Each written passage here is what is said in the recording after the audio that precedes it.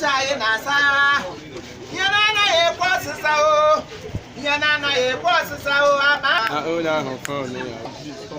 Nasa, yana ye kwasi sao roluni, nasa, yana ye kwasi sao, yana ye kwasi sao manne, yana ye kwasi sao kai nasa. Ras go roluni nambada, abara go roluni. Bia kaisapu,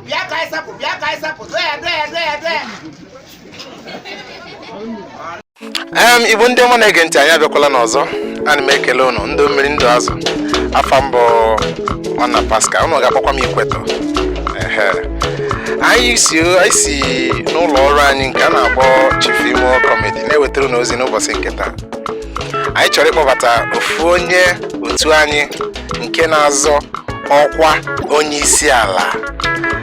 Afa ya bụ Chief Imo. Biko n'okopụrụ na ya aka ka ọ na-abata n'ọgbọ. Ha! Ọ gara aga nwa amụsiri ike. Amụsiri ike rie. Ele otu i mere sa? Ịhụna n'ote m ri adị m lọrị gị mma. Oh ya. Ụmụnne m na ụmụnna m onye anyị na-ekwu okwu ya bịaruola. Biko iwe ike ịkọwatụrụ anyị onye ewu na ihe i kwuru bịa ebe a. Ọmụnwa onye a na-akpọ ọmụnwa ihe ha ọmụnwa ụlọ Junus Anukwute. Then it was me embarrassed by upgrading my names. Give us them Chief Imo, aka Chief Imo. Chief Imo, aka. Yes, I'm the president aspirancies. Yeah, I'm him name aspirant. We into the presidentship. I him did it. Ụmụnne m na ụmụnna m oyibo nke ọ na-asụ mụ na onwe m aghọtaghị m ya. Biko nwere ike ịgbalịrị anyị ihe nke ị na-ekwu. Ụmụ government aspirancies. Ya onye chọrọ ịnọga n'ọkwa ọchịchị. Ka ụwa niile gburugburu. Nke ụwa niile Kọtawa. Bịa ele ọwụ ihe awụdị ihe ụnụ kọjiri anyị o. Eche m na asọ nke Nigeria ịsọ ụka ụwa niile. Ka ụwa niile gbamgbim. Agaghị m achọ otu mpaghara ihe m ga-achọ federation. Kwuo ya. Federation. Thank you. Ngwa na nsogbu anọ ụmụnne m na ụmụnna m ndị na-ege ntị. Anyị ga-achọ ka anyị matakwana ihe ọ ga-emere anyị ma ọ banye n'ọkwa nke ụwa niile. Ebumnobi gị. Ebumnobi ya. Ele ihe ị ga-emere anyị. Otu m n'ugbu a emege ọga m na ọtụga anọ vote ige m n'ime governorship or presidentship ebe ọla m nwetara onwe m. First and famous. Mbugodo ụzọ gbanwe aha m. Mgbanwe aha m ihe unu ga na-akpọzi m se Imo ndị mgba na-ete se Imo unu te se Imo. Se Imo ha tikwanụ se Imo. Ha ga na-etinye chief. Well, number 1. Then here the number 2 zuwo m zosura. Mbido zosura ya na azazụ. All ingredients eji ebi ndụ. Ihe niile ga-abụ double. Ile anya n'olu m anya m chain double. Watch m niile ihe niile double. Mche onwe ya m wotu na mmezo ha abụọ. That is my first aspiration.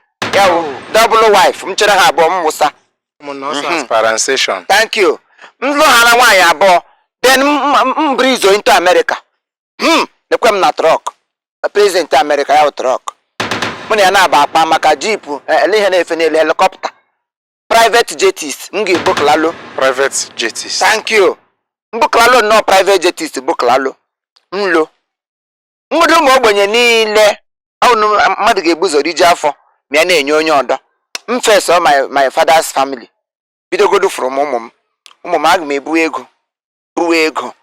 Ihe niile gbasara ego Nigeria mbụ ego oyila anyị. Ego oyila anyị agwụla. Mmịa ya ka nga ejiri ihe sọkọ te mịa ihe n'ihe omimi. Ama ebugodu ụzọ legide onwe m nnọọ lee. Nwa ahụ arịla m mma. Mbebe king of the nation. Thank you. Ikwuru ọfụma nwanne m. Manụrụ m ikwu obi ya. Agaghị m abịa sọ na m ga-egbu ọnụ. A ga-emere ọnụ ka emere ọnụ ka ọdọ. Ma emebeduru m ọnwụ ma wara na-agba m. Aṅụrụ m kai. The truth shall set you free. Akwụkwọ nsọ kwuru ekwu. Stand on the truth. I will first of all disgrace myself by giving myself ihe niile a na-enye. Nyecha ya onwe m afọ ju m. M lepụzi anya n'ime ụwa. Mara ma enwere ndị niile enyemaka ma unu karị ndụ mgbe m na-enyecha n'onwe m. Thank you. Anyway.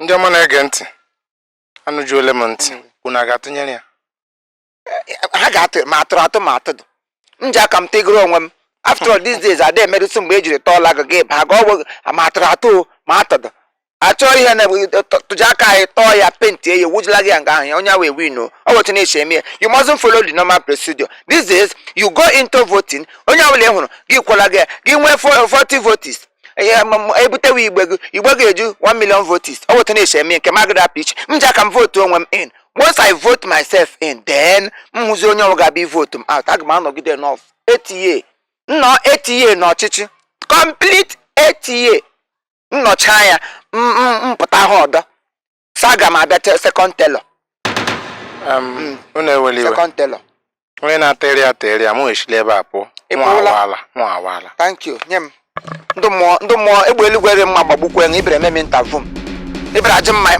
my obligation position enyere m ga aka ote gbanyụ kamera gbanye ihe gbanye ya si m n'akụkụ pụọ interview m gbukwe kọfit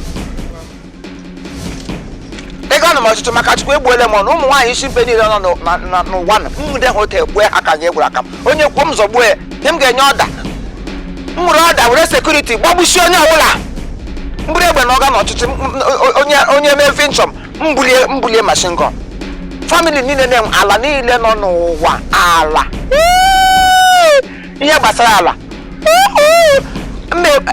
mọchari mrụpụ mọchari mrụchie mọchari steeti niile ga-enwe aba 48 mọcharis ya ma na-anwa na-ebukalalu cut camera ka ọkọ ndị ọgụ mekwotu ọrị m n'obi ṅụrụ kaị ya bịa were ya onye mbuzi adịghị mba ya na ọchịchị ọnwụgụ mba anyị ga m degbuo onwe gị ga-apụ nwere nshi nye gbuo